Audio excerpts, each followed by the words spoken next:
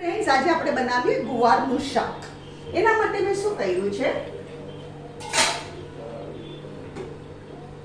3 tablespoon ઓઇલમાં 300 ગ્રામ ગુવાર મેં મીઠું અને સોડા નાખીને ચડાવી દીધા છે.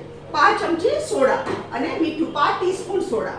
હવે આપણે શું કરવાનું, એમાં આ જેગરી છે એ આપણે નાખી દેવાની. આપણી ગુજરાતી રસોઈ ઓલવેઝ થોડી સ્વીટ હોય. આમાં ધાણા જીરું સરખું આવશે. ધાણા જીરું બહુ સરસ લાગે ગુવાર. હું 1 ટેબલસ્પૂન ભરીને ધાણા જીરું નાખું છું.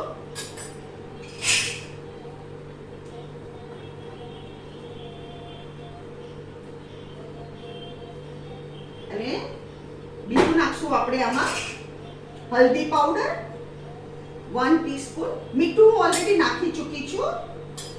અને લાલ મરચું 1 ટેબલસ્પૂન. હવે આપણે આને બરાબર મિક્સ કરીએ અને ગેસ ફાસ્ટ કરીએ. આ બહુ સરસ લાગે ગુવાર અને સિમ્પલ રેસીપી છે. મીઠું મરચું હળદર ધાણા જીરું અને ગોળ, બસ ફિનિશ. બહુ સિમ્પલ રેસીપી છે.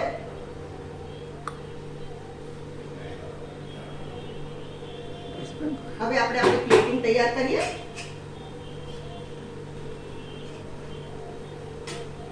આપણો ગોળ બધું ઓગળી ગયો મસ્ત.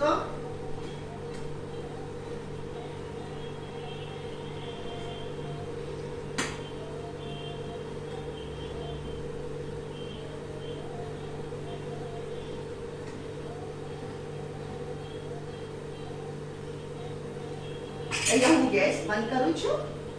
ફ્રેન્ડ્સ, આ છે આપણું ગુવારનું શાક.